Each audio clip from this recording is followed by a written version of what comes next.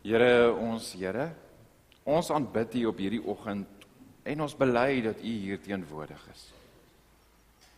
Omdat ons hier is ons geloof vir ons belangrik en is vir ons belangrik dat U aan ons harte moet raak en daardeur ons lewens moet versterk.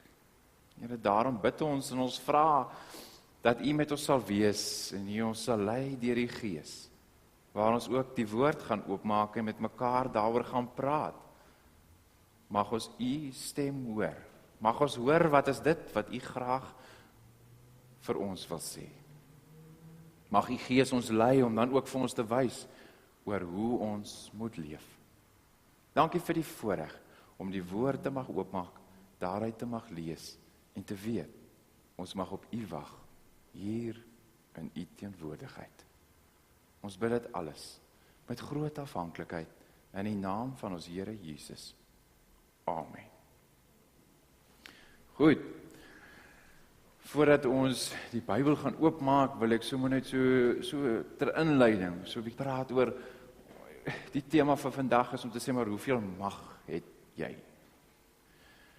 En hoe voel ons oor mag? Nee, en mag is ek die Engels power, nee, mag. En hoe voel ons as mense soms hierdie mag misbruik? Ons almal kan op een of ander stadium in ons lewe getuig dat ons baie gekruis het met mense wat mag misbruik. Ons kan soms kyk na die politiek en sien dat mag misbruik is. Dis die een kant van mag, maar die ander kant van mag het ook te doen met hoeveel invloed het ek, hoeveel impak het ek. En daarmee gaan ons vandag 'n bietjie stil staan by Stefanus en sy dood. En om te sê, maar hoeveel mag het hierdie man, hoeveel gevolge het hierdie man sy getuienis gehad? Hoeveel mag sit in Stefanus? Maar dit bly nie by Stefanus nie, hoeveel sit daar ook in my? Nou, om dan nou ook so 'n bietjie daarna te gaan kyk, lees ons vanoggend uit Handelinge 7 van vers 55 af. Dit is 'n kort gedeelte, Handelinge 7. En om sommer net so, terwyl ons soek, so 'n bietjie agtergrond te mag gee, Handelinge is dan natuurlik hierdie boek wat vertel van hoe die kerk gebore word, hoe daar getuienis se oorlewering begin het, sodat mense tot vandag toe nog hier in Alberton Wes geloof mag bely, soos wat ons dit nou ook dan nou saam gedoen het met die res van die wêreld. Ons het verlede week so 'n bietjie gepraat oor Petrus se toespraak op Pinksterdag. Ons het van die liedere wat ons gesing het in die voorsang het ons gesê, maar goed, hiermee is ons besig om onsself ingestel te kry en onsself voor te berei, natuurlik ook vir die Pinkster wat op pad is. Handelinge 7 van verse 54, 55. Stefanus word gestenig. Toe die lede van die Joodse raad dit hoor, het hulle van woede op hulle tande gekners. En dan 55.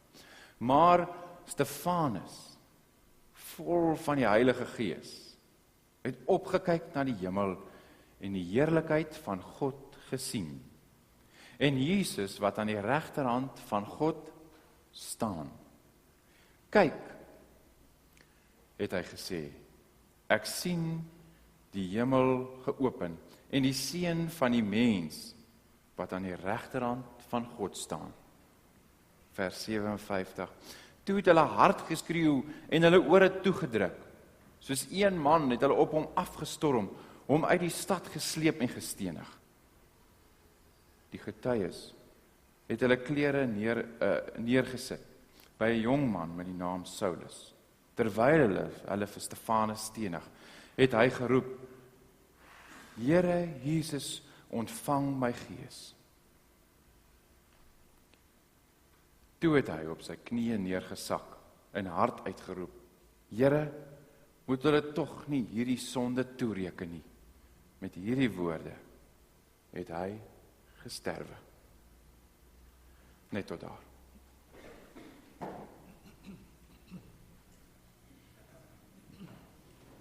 Ekskuus. Net tot daar en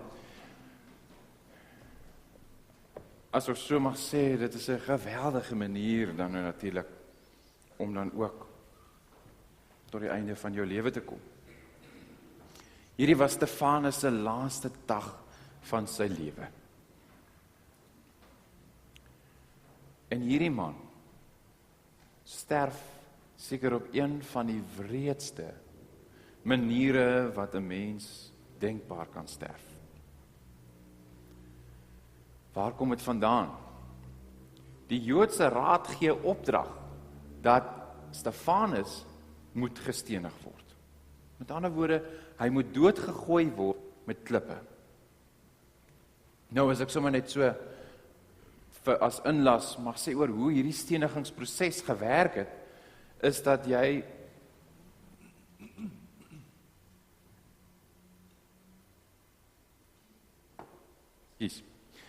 die stenigingsproses het so gewerk om te sê dat wanneer jy iemand gestenig het, wanneer die raad 'n opdrag gegee het, dan moes die eerste getuie van hierdie oortreding moes dan die beskuldigde so hard stamp dat hy op die grond lê. En dan moes die tweede getuie van hierdie oortreding moes dan 'n klip vat en hom gooi na die hart van die oortreder. En dan daarna het dit dan nou so gevolg dat daar dan aanhoudend deur hierdie vervolgers dan nou klippe gegooi is tot hierdie persoon sou sterf. En dis die dood wat Stefanus moes deurgaan. Wat sou die rede wees vir so 'n gruwelike manier om iemand dan nou ook dood te maak? Waarom sou 'n Joodse raad so wrede opdrag gee? Goed, dit is volg gewerk. Vir die Jode was hulle godsdiens en hulle tempel een met wie hulle is in hulle identiteit. En hier kom hierdie man, Stefanus, en hy raak dinge kwyt, wat lynreg gaan teen dit wat die Jode glo.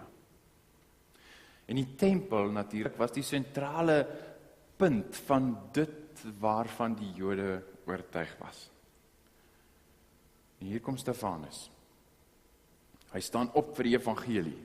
Hy voel mense moet dit hoor. Hy maak uitsprake oor die tempel, wat maak dat die Joodse raad verskriklike aanstoot neem. Hy was daarvan oortuig. Kyk, kom ek sê so, die Jode het geglo dat God se teenwoordigheid word beperk net tot die tempel. En in daai wêreld het dit ook so gewerk, dat Gode het elkeen hulle eie tempel gehad, en as jy dan nou die bepaalde God aanbid het, dan het jy dan nou na sy tempel toe gegaan, om dan nou sy teenwoordigheid te mag beleef en by hom te wees. En hier is die Jode oortuig om te sê, maar God se teenwoordigheid lê in ons tempel. Nou sê jy wat Stefanus is, dinge oor ons tempel, jy trek 'n streep deur wie ons is. Dan sê Stefanus, hy is daarvan oortuig om te sê, maar die God wat ons aanbid word nie beperk net tot hierdie gebou nie, maar veel meer. Deur sy Heilige Gees woon hy ook in ons.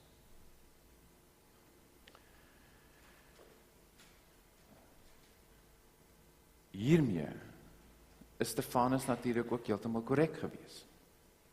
Dat die God wat ons aanbid nie beperk word tot tempels of mooi kerkgeboue nie, maar veel meer. Ja, God is teenwoordig in kerkgeboue en in tempels, maar veel meer is dit.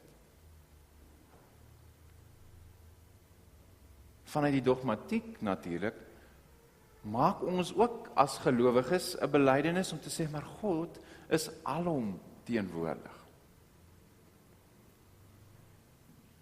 God woon deur sy Gees in sy kerk. En dis nie die gebou nie. Dis ons, wat ons nou van gepraat het, ons wat bely het, ons wat daai geloofsbelijdenis kon opsê, wat ons daarmee vereenselwig, God woon in ons. En hiermee was hy baie van oortuig. En die Joodse raad het eenvoudig net besluit, maar hierdie man kan ons nie verder laat gaan om hierdie dinge kwyt te raak nie. Dit is tog waaroor, of kom ek sê so, dis Handelinge se vertrekspunt, is juis hierdie Pinksterdag, waantoe ons dan natuurlik nou op pad is, en onsself dan ook voorberei.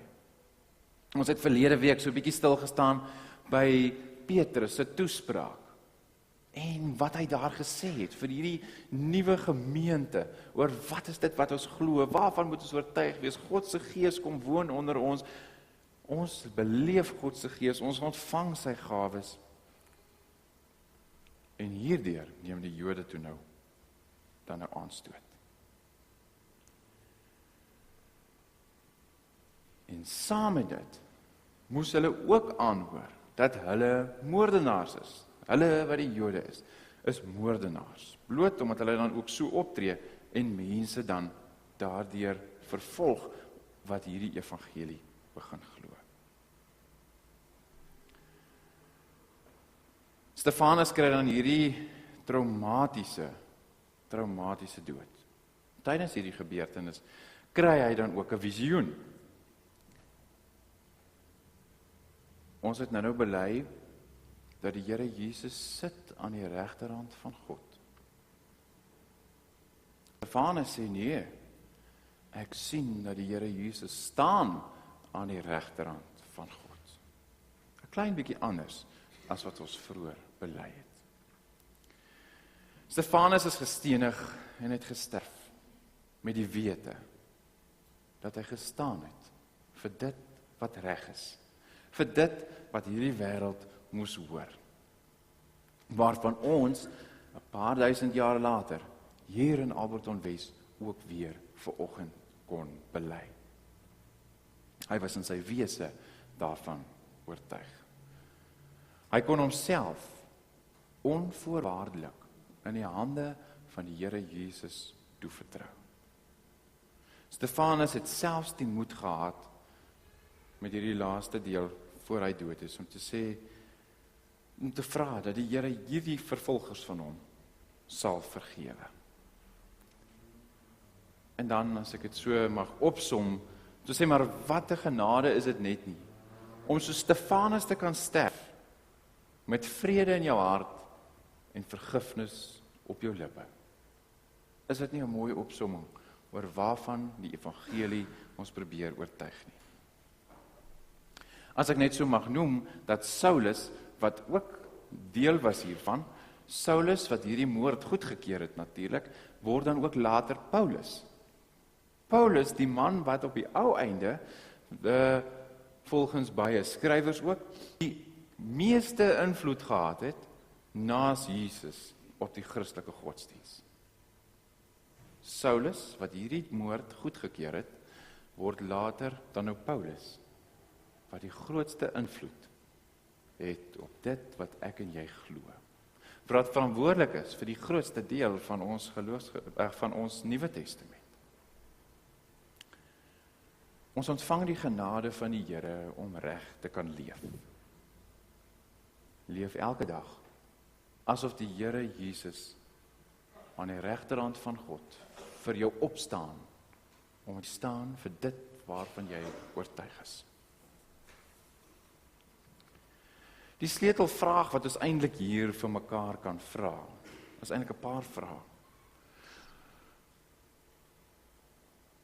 Is, hoe lyk die heerlikheid van God in my eie lewe? Hoeveel mag is ek as gelowige van oortuig het ek? Want dieselfde krag wat die Here Jesus uit die dood het laat opstaan het, daardie selfde krag leef ook in my. Dieselfde krag wat vir Stefanus die moed gegee het om daar te mag staan of te lê en doodgegooi te word en steeds te sien dat die Here Jesus vir hom opstaan aan die regterhand van God. En dan selfs ook die moed te hê om te sê, Here, maar vergewe dan natuurlik ook hierdie vervolgers van my. Daardie selfde krag en selfde gees woon ook in jou. Tot in watter mate is ek as gelowige bereid om hierdie mag in my te neem en 'n proklamasie te maak in my wêreld?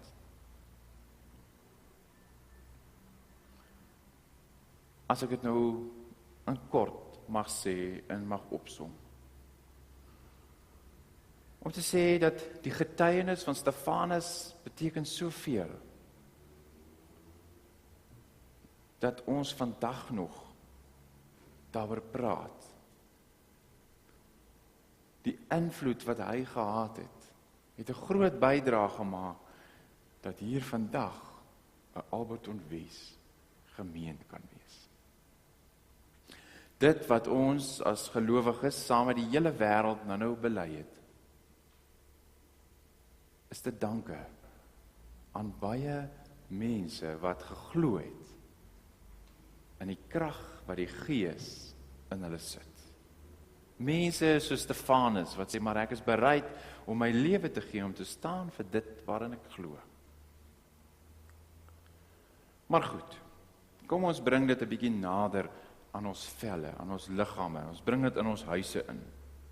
Om te sê, maar met hierdie krag in my, met hierdie Gees van die God wat in my woon, met die aanhoor van Stefanus se getuienis, hoe lyk my getuienis?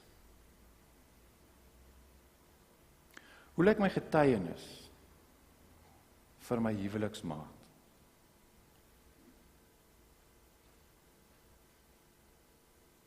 Hoe lyk my getuienis vir my kinders?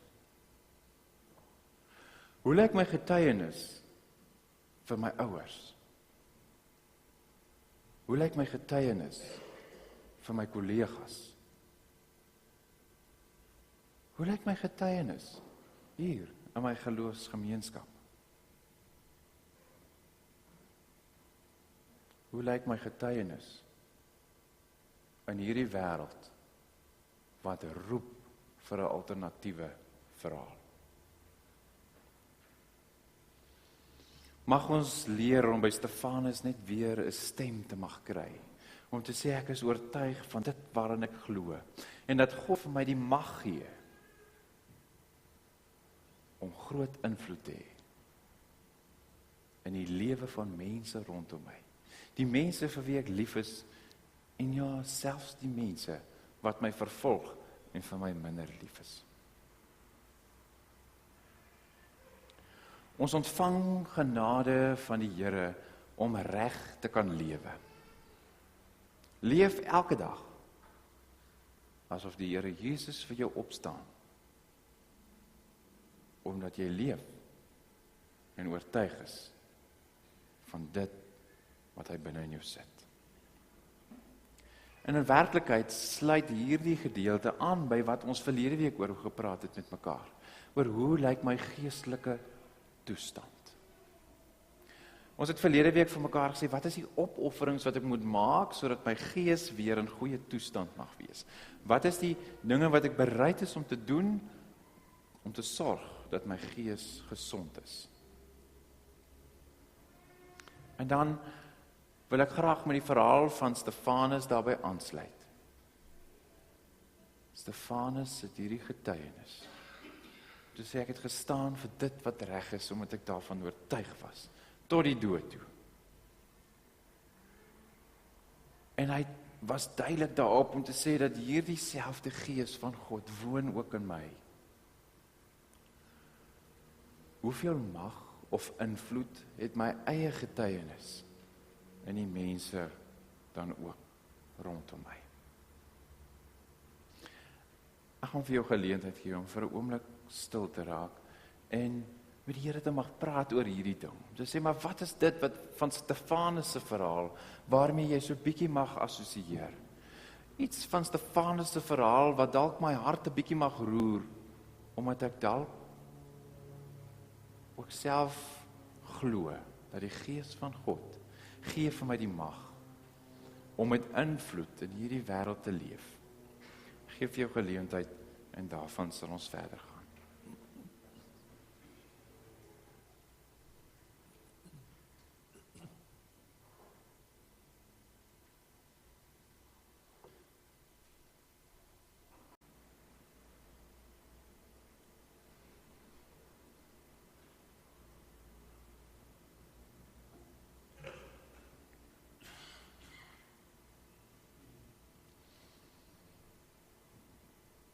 Here, ons Here, ons bid en ons nader tot U met die oortuiging van dit wat ons glo. Met dit in ons hart, wat ons saam met die hele wêreld mag bely. Here, en dan kyk ons na Stefanus en ons beleef tot op watter uiterste sy getuienis moes geleef het. Dat hy sy lewe verloor het, as gevolg van dit wat hy geglo het. Here, maar dankie dat ons by hom kan hoor, dat hy selfs tot die dood toe daaraan getrou was. Here, en daarom bid ons ook vir ons vir mekaar en ons vra dat U vir ons die genade sal gee, om reg te mag leef.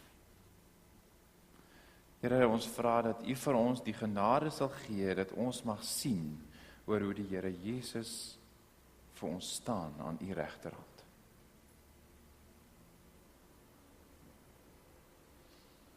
Here, mag U ons seën met U Gees en met U mag en U genade, dat ons huweliksmaats, ons kinders, ons ouers, ons kollegas, ons gemeente, ons dorp en ook ons land, ons getuienis mag beleef en raak sien en dat dit 'n verskil mag maak omdat U ook deur ons werk. Here, mag U ons help dat ons gees in 'n goeie toestand mag wees. Mag U ons lei en help dat ons getuienis net so Stefanus se ander se lewens mag beïnvloed. Here, elkeen van ons het in ons harte bepaalde dinge ten opsigte van ons getuienis vir hierdie wêreld waarvan ons dalk oortuig is of selfs besorg is. Mag U vir ons die genade gee om elke dag so te leef dat die Here Jesus vir ons opstaan. Ons bid dit met groot afhanklikheid in die naam van ons Here Jesus. Amen.